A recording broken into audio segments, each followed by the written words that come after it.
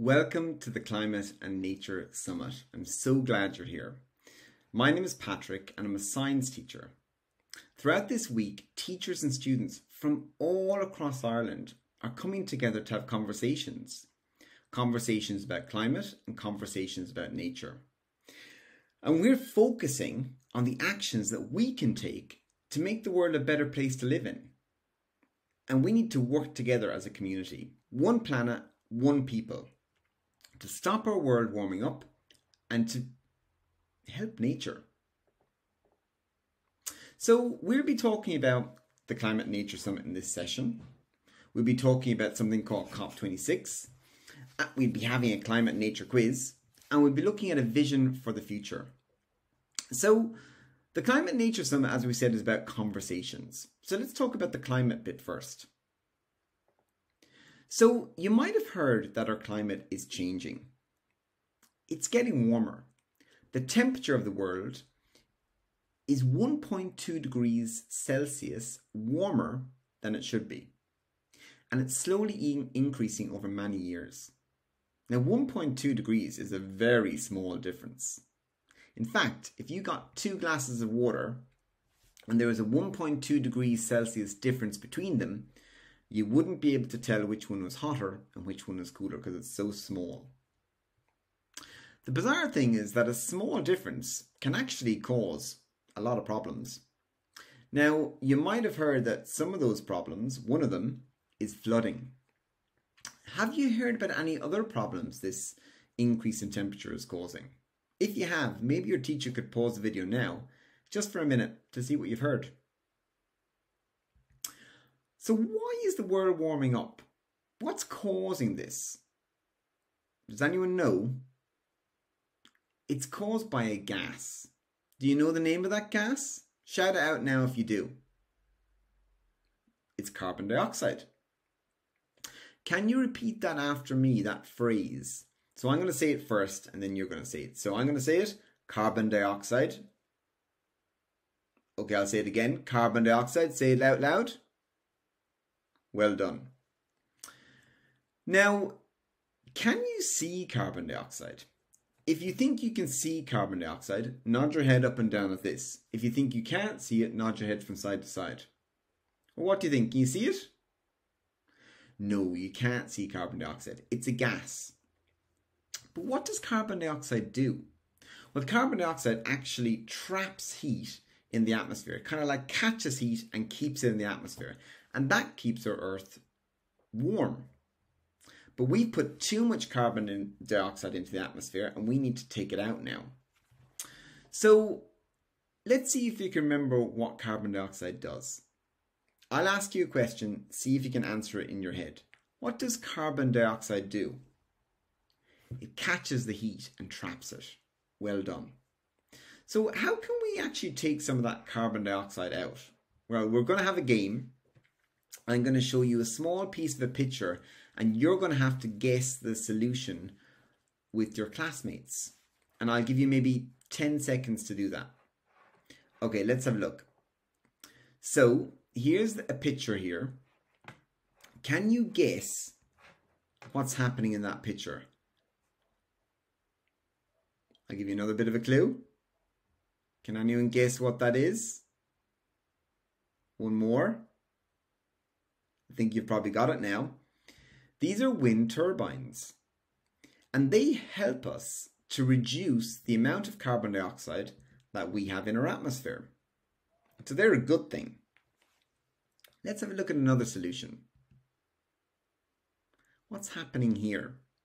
Can you guess? I'll give you another little piece of the picture. What are these people doing? Very good. They're planting trees. And planting trees are another fantastic way to get carbon dioxide out of the atmosphere because trees actually pull carbon dioxide in. Have a look at the next picture. What's this guy doing? Can you guess? I think you probably got it now. He's cycling. And cycling, instead of like jumping in the car and going to school in the car. If you cycle to school or you cycle to the shop instead of jumping in the car, that helps us to reduce the amount of carbon dioxide that we have in the atmosphere. So these are all great things that you can do. And if we can reduce the amount of carbon dioxide in our atmosphere, then that 1.2 degrees Celsius increase will drop and drop and drop. And that's what we want. So we're having climate conversations to find out how can we actually decrease the amount of carbon dioxide in the atmosphere? How can we stop the world warming up more? Right, let's go to the nature side of the conversation. So we're going to be having conversations about nature this week. And why are we doing that? Well, interestingly, see this panda here? This guy is a logo for the World Wildlife Fund for Nature. It's not the wrestling, the Worldwide Federation of Net Wrestling. It's the Worldwide Fund for Nature. And they've said that in 50 years, our planet's wildlife populations have decreased in size. So wildlife populations have dropped. Can you guess by what percentage? Is it 20%? Is it 30%? Is it 60, 80? Maybe pause the video for 20 seconds and see what answers people have. Okay, so it's actually by 68%. So wildlife populations around the world have dropped by about 68%, which is quite a lot. If we look at this bar here on the screen, and that represents 100%, well, this represents what's left of wildlife populations. Not very much. This 68% have gone, they've disappeared, and this is what's left. And there's lots of reasons for this. So can you guess what the reasons are? We use these letters to help us remember what the reasons are. HIPOC. Now these pictures, with these pictures, they might help you to guess what each of these things are. So you can pause the video now, just have a conversation, and can you guess what the picture is telling you? Okay, well the first one is, you can see here there's some trees and they're being cut down, so that's called habitat loss. This one is really hard. It's a grey squirrel that's been introduced into Ireland, and that's actually competed with the red squirrel and drove the red squirrel populations down. And that represents invasive species, species that come into a place that shouldn't be there. What's this one here? What's coming out of the car? Pollution has caused a problem with the number of species and populations dropping. What's happening here with the fish in the ocean? They're being overfished, very good. And what's happening here? This is climate change. So these are all reasons why populations of animals across the world are dropping. And one of the things that we can do is create more habitat. But we'll be talking more about that later in the week. Right, so we're going to be having climate and nature conversations this week. And the thing that gives me hope about helping nature and helping fight climate change or trying to stop our world from warming up further is the pandemic. Might sound surprising, but the pandemic has really tested us. And it's been amazing because actually we've seen that we are very creative. Did you know that it takes on average 10 to 15 years to develop a vaccine? Never before has it been done in less than 5 years, and we did it in 1 year, which shows that when we have a problem, everyone can come together across the world to solve it. And that's really cool. What's also interesting about the pandemic is it's challenged some of the routines that we have. We've lots of normal routines in life. Like one of them, for example, which is a bit strange, is that we wear ties. I'm not wearing one now. And the reason I'm not wearing a tie is because I don't like them. And actually, it's really bizarre because most people don't like wearing ties. They're kind of like, they feel like they're choking you.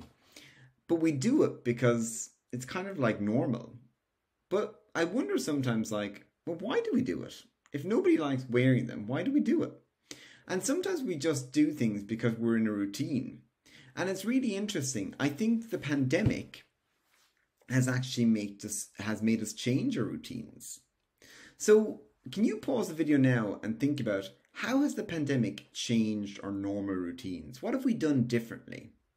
So pause the video and have maybe like a 2-minute chat about that. Did you talk about the fact that we were learning at home for a while? Did you talk about the fact that like we have to wear masks or we have to wash our hands? Did you talk about the fact that restaurant owners and bars have been very, very creative and they've put tables outside so people don't have to go inside?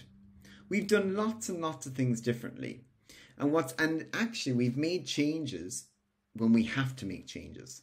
And what's really interesting is that there are young people all over the world asking our governments and leaders, even our school leaders, to make changes to our education system, changes to make sure that people know about climate change and about nature and how it's been lost.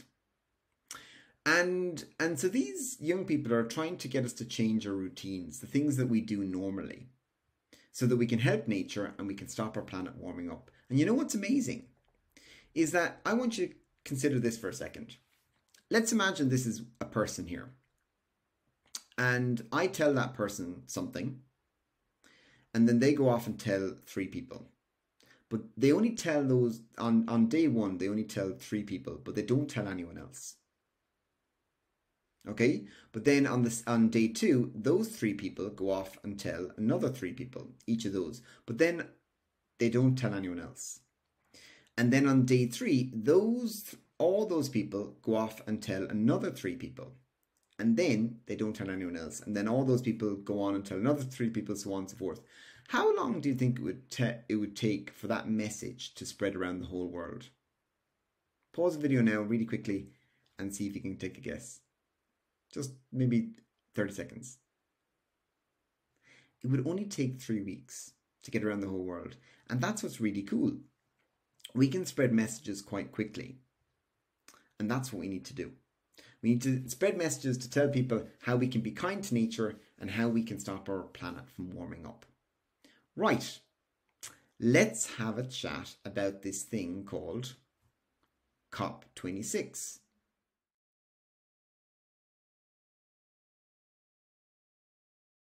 The United Nations is an international organization made up of 193 member states. Since 1945, the UN has evolved over the years to help keep pace with a rapidly changing world. But one thing has stayed the same.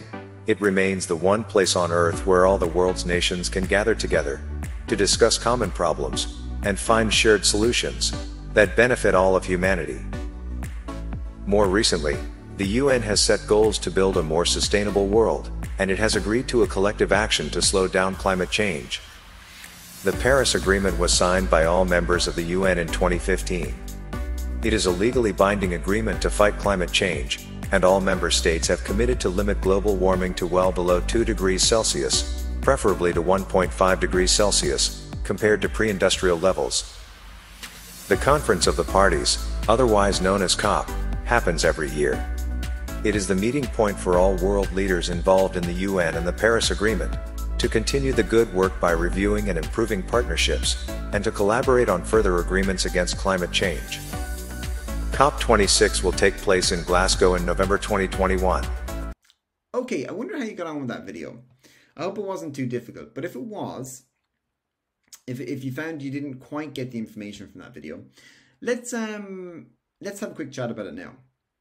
COP26 is basically just a big conversation. It's just a big chat.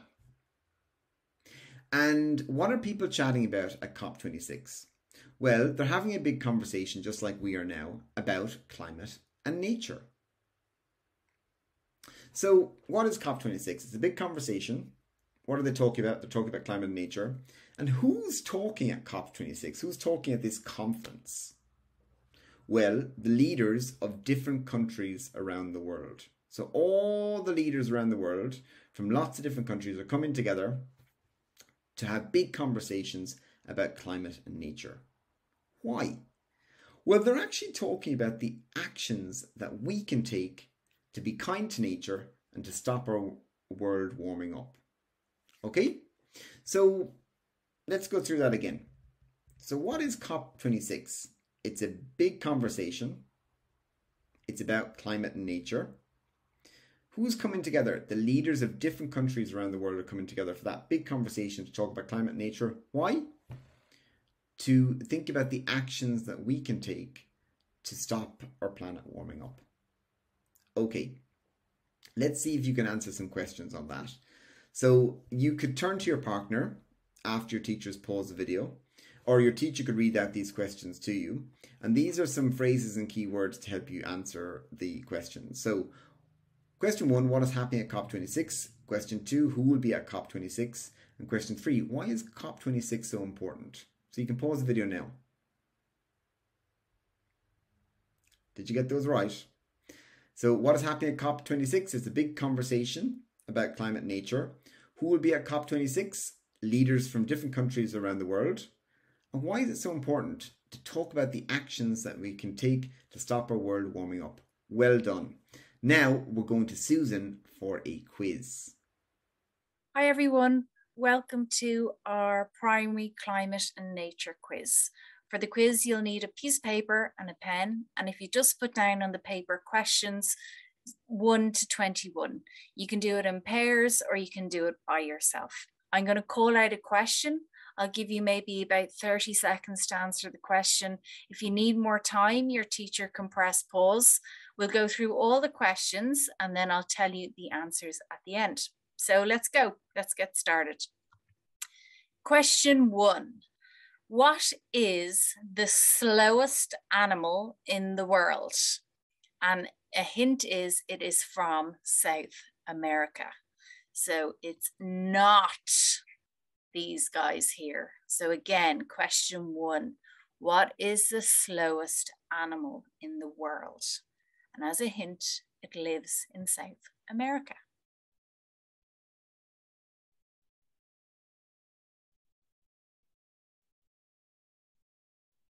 Question 2, what animal has a brain smaller than its eyeball? And another hint is it's a flightless bird from Africa. So think of maybe some big flightless birds from Africa.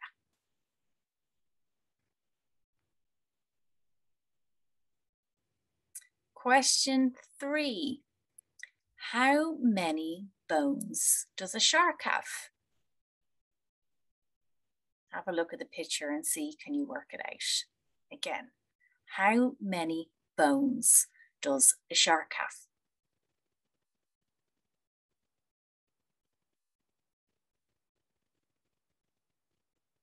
Question 4. How long can a snail sleep for? Is it 3 days, 3 months, or 3 years? How long can a snail sleep for? 3 months, 3 days, or 3 years? Write down what you think is the correct answer into your book. Question 5. The chimpanzee is the nearest relation to human beings. What percentage are we the same? Are we 98.8% the same as chimpanzees or 70% the same as chimpanzees? So we're talking about our DNA. We're genetically the same. So again, the chimpanzees is the nearest relation to human beings. What percentage are we the same? Maybe look at the picture and see, do you recognize yourself or anyone you know in the picture from this chimpanzee? So it's either 98.8% or 70%. Write down what you think is the correct answer.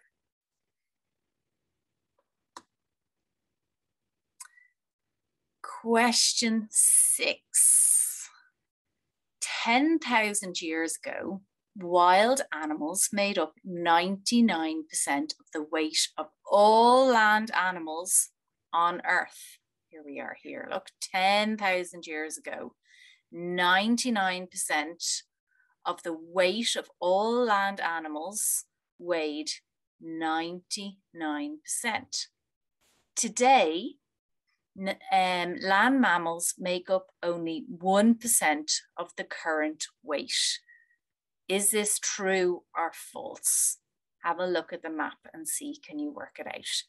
This one is 10,000 years ago, 99% of the weight of animals, land animals. Or today, what percentage of weight do land animals take up? True or false?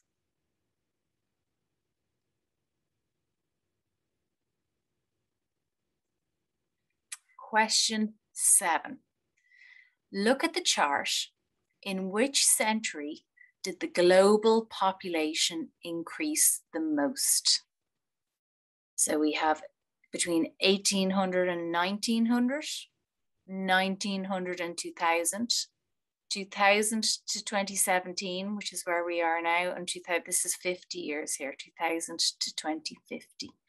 In what century, which is 100 years, did the global population increase the most?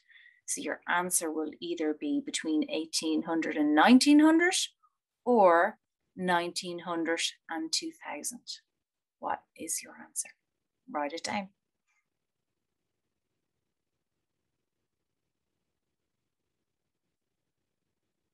Ready for the next one? What are a human's basic needs? What are a human's basic needs? Is it food? Is it water? Is it shelter? Is it a job? Or is it a computer? So you can write down 3 if you like. So what are a human's basic needs? Is it food? Is it water? Shelter? A job? Or a computer? Write it down.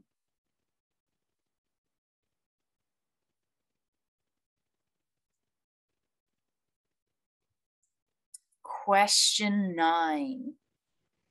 Humans use a lot of the Earth's resources. We currently are using more resources than the Earth can supply. Soon some of the resources will run out. This is not sustainable. At today's rate of using up Earth's resources, how many planets are we using? How many planets are we using? You can have a look at the map and you can see we currently have one world to service 7.8 billion people, and we're using a lot of resources that are soon to run out. How many Earths are we using today?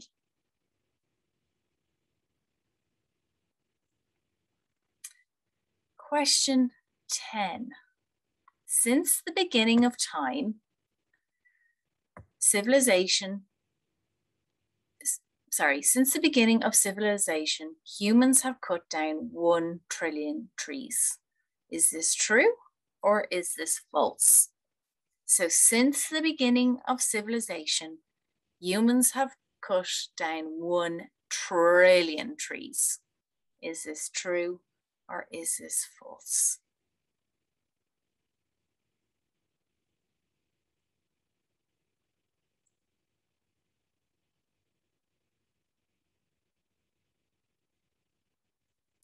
Question 11. We produce over 300 million tons of plastic every year. This is the equivalent in weight to how many African elephants? So we produce over 300 million tons of plastic every year. This is the equivalent in weight to how many African elephants? Is it 1 million elephants, 1 billion elephants, or 2 billion elephants? How many elephants equal the weight of 300 million tons of plastic? Have a guess and write down your answer. 1 million, 1 billion, or 2 billion? Either way, it's a lot of plastic. Due to human activity, the Earth is warming up. Global warming means A, Earth is heating up. B, the atmosphere is heating up. C, the sun is heating up. Or D, the oceans are heating up. What is your answer? You can write down A, B, C, or D. So global warming means A, Earth is heating up. B, the atmosphere is heating up. C, the sun is heating up. Or D, the oceans are heating up. Write down your answer.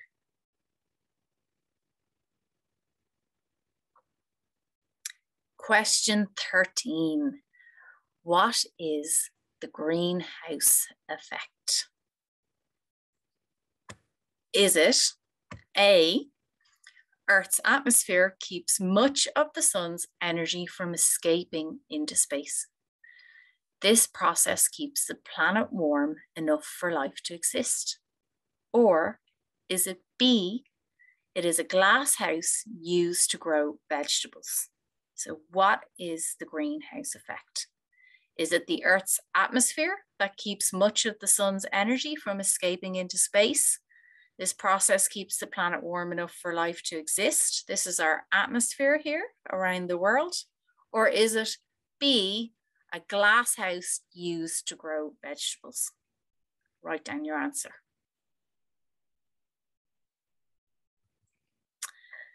Question 14. Carbon dioxide, nitrous oxide, and methane are some of the greenhouse gases that are produced from fossil fuels, transport, and food. These gases are trapping the heat inside the atmosphere, which is making the land and sea temperature warm up. Human activities are producing these gases, causing climate change.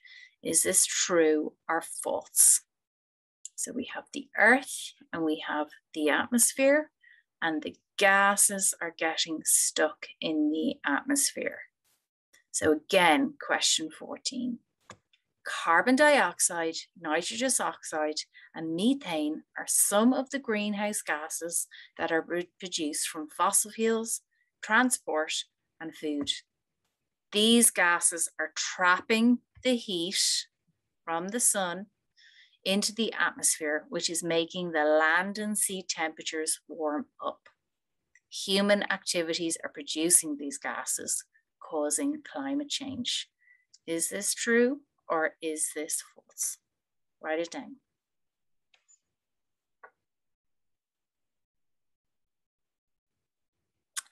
Question 15. What is climate change? Is it A, an extreme weather event, such as a hurricane or drought? Or is it B, a change in global temperatures and weather patterns over many years?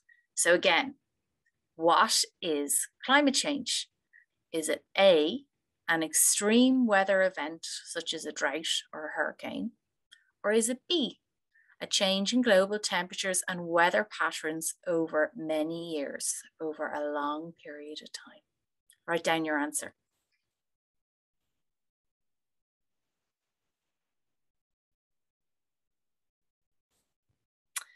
Question 16. What is one way scientists measure climate change?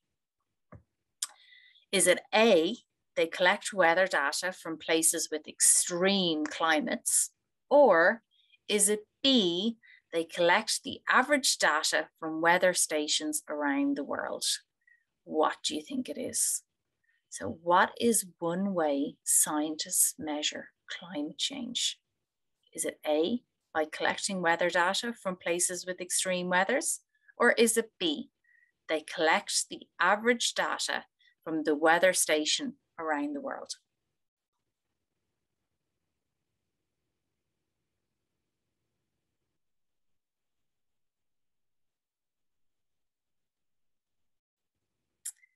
Question 17. Between the years 1880 and 2020, the warmest 19 years on record have all occurred in the past 20 years. Is this true or false? You might get a little hint from this graph here. Again, question 17. Between 1880 and 2020, the warmest 19 years on record have all occurred within the past 20 years. Is this true or is it false?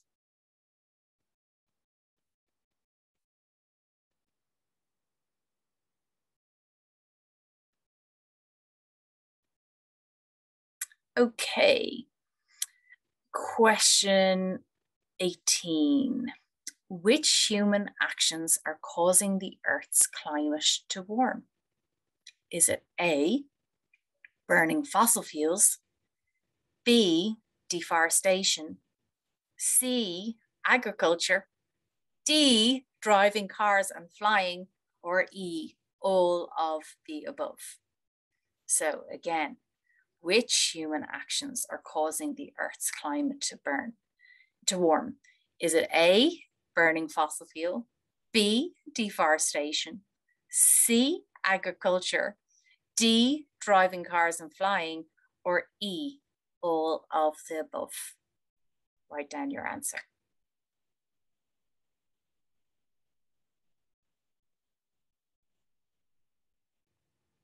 Question 19.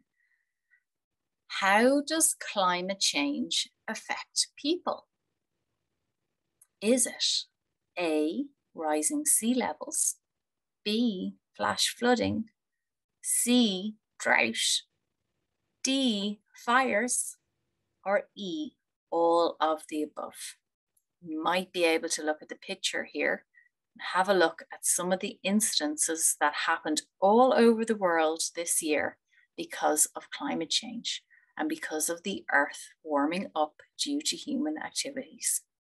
So again, how does climate change affect people? Is it A, rising sea levels, B, flash flooding, C, drought, D, fires, or E, all of the above? Write down your answer.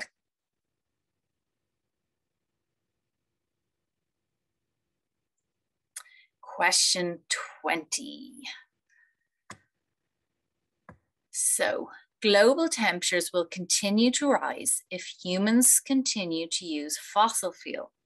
Transitioning to renewable energy sources such as wind and solar energy will help to reduce carbon emissions and will help to stabilize global temperatures. Is this true or is it false? So again, global temperatures will continue to rise if humans continue to use fossil fuel. However, transitioning to renewable energy sources such as wind and solar energy will reduce carbon emissions and will help to stabilize global temperatures. Is this true or is this false?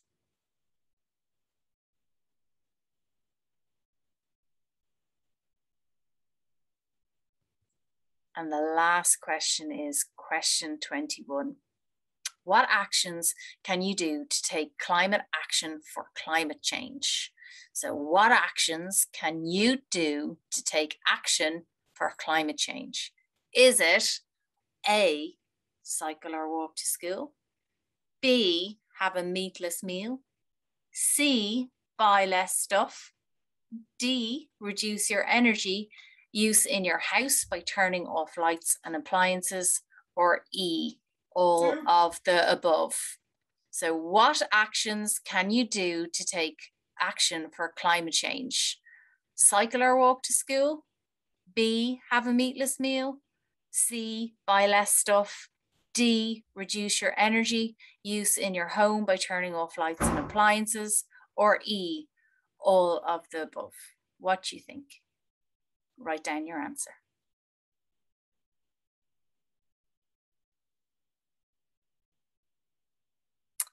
Okay, so if we're ready to go for the answers, the correct answers. Maybe you want to swap your sheets with the person sitting next to you, and we'll see who got the correct answers. So, question 1. What is the slowest animal in the world? It is the sloth from South America. Question 2.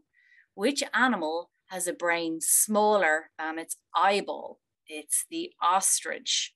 They have actually the biggest eyeball out of all land mammals.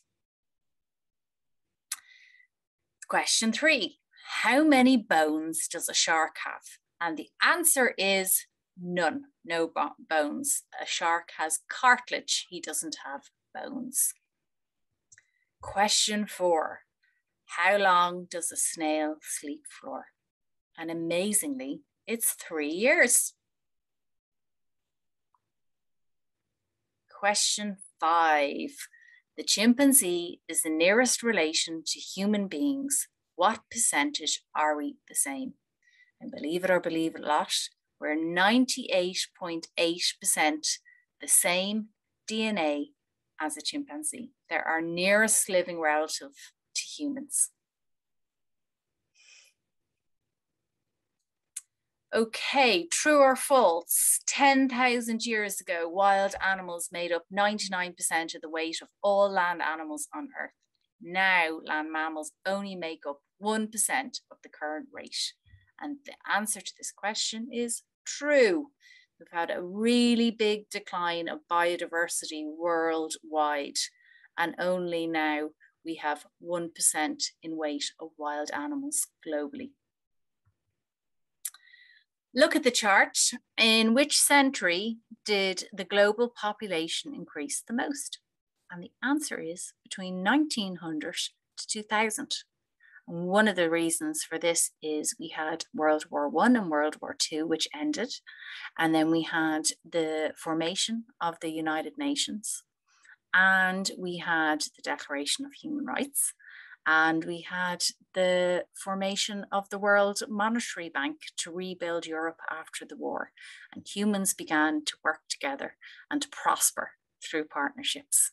And we saw a big explosion in population. Medicine also improved, and people were beginning to live longer. What are a human's basic needs? So I wonder how many of you have written down a computer. A human's basic needs is food, water, and shelter. So we have a lot of people living on Earth now, 7.8 billion people, and we need a lot of resources. We need a lot of food, a lot of water, lots of places to live, and this is putting lots of pressure on the Earth.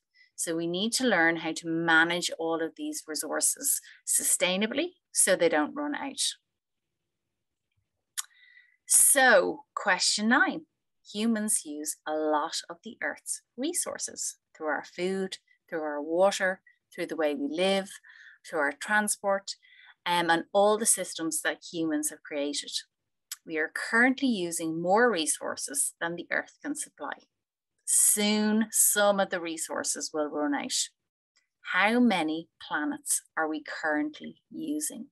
So 1.7 Earths. However, if we continue to live the way we live and our population continues to rise, by 2050, we're going to need the equivalent of 3 Earths to use all the resources that humans need. Question 10. Since the beginning of civilization, humans have cut down 1 trillion trees.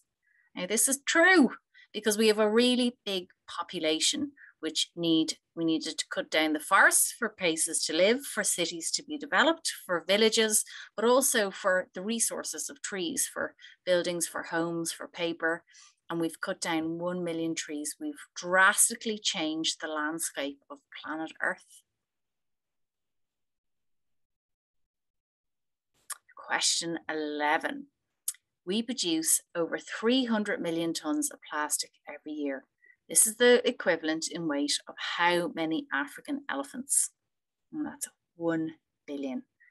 So imagine what 1 billion elephants looks like. We couldn't even imagine it. And that is in equal weight to the amount of plastic that humans are producing every single year. And plastic is really bad for the environment, especially single-use plastic. So due to human activity, the Earth is heating up. Global warming means A, Earth is heating up. Well done to those who got that one right. Question 13, what is the greenhouse effect?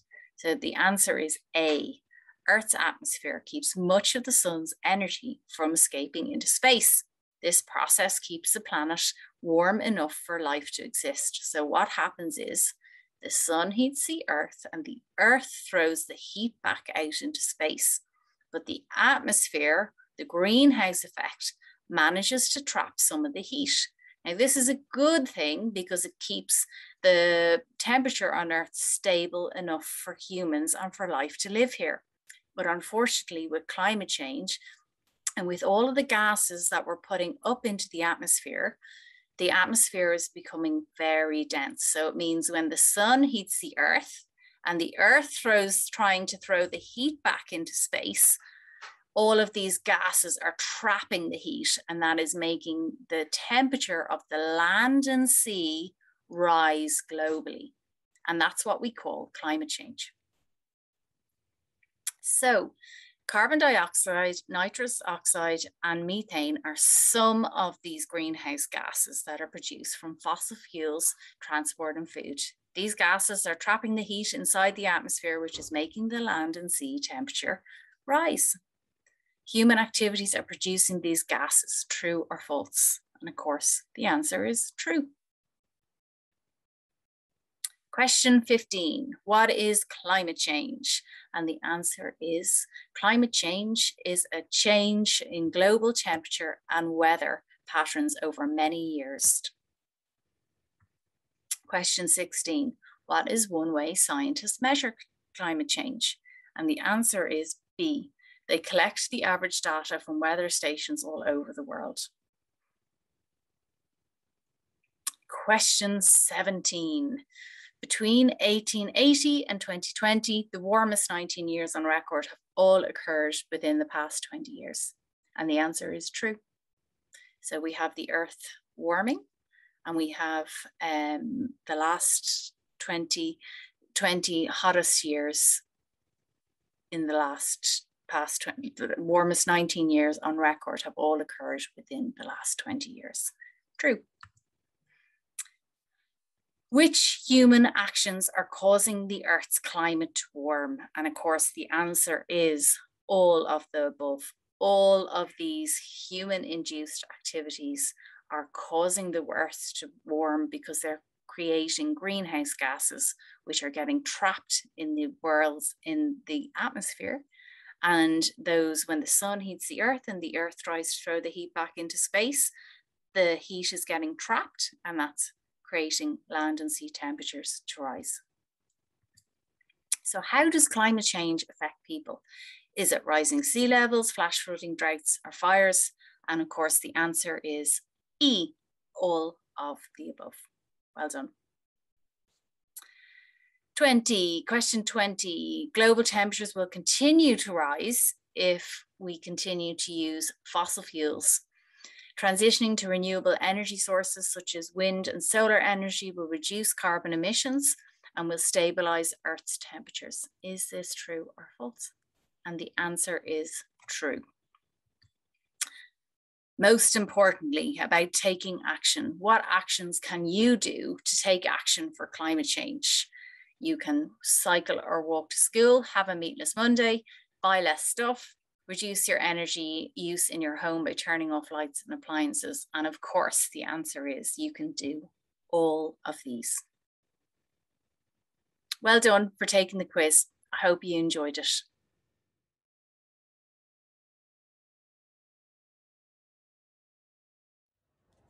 Hello everyone, and welcome to the Climate and Nature Summit. I'm Paddy Shanahan, I'm 12 and I go to Willow Park Senior School.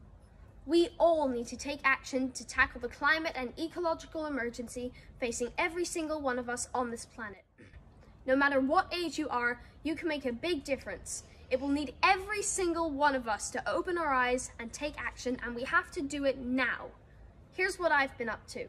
I joined the Green Schools Committee in 3rd class and started learning about renewable energy, environmental protection and sustainability. I worked on a composting system for school, did beach cleans, and found ways to stop single-use plastic at the school breakfast club. I got a place in the Intel Mini Scientist competition with Triple Tap, a third-world irrigation system I invented using plastic waste. I learned about palm oil and rainforest destruction and wrote to companies like Unilever about sustainable palm oil. Sometimes I got disheartened. I thought I was too small to make a difference, but that was not true. In 4th class, I brought a biodegradable water bottle made from sugar cane to show my teacher. It looked just like the plastic water bottles all the kids use and was dishwasher friendly. Unlike plastic that takes 400 years to degrade while leaching toxins into the soil, this bottle would degrade naturally. My teacher and the principal said to put together a plan, and it really encouraged me. It became the official school bottle. Friends then did the same in their schools too. In school, we made sports day plastic-free using a mobile hydration station, and after that, it was decided to put water fountains in the school. Bottled water production is highly inefficient. It takes 3 litres of tap water and a huge amount of energy to make 1 litre of bottled water, as well as plastic pollution. 2 million bottles a day are sold in Ireland. My teacher encouraged me to enter the Youth Assembly on Climate Change in 2019. At 10, I was one of the youngest, and I thought there was no way I could get through. I was really happy when I got selected as one of the 157 delegates. It was an amazing experience with lots of research and workshops. I got to meet the delegates who are making a huge impact and learn from them. On the day, we presented 10 proposals to the government. I did a radio interview from the Dáil with Miriam O'Callaghan about the Youth Assembly. It was good fun, and I got to explain my proposal to put water fountains in towns across Ireland, funded by a tax on bottled water. From bringing the bio bottle into school 12 months before, I was now talking about it on the radio.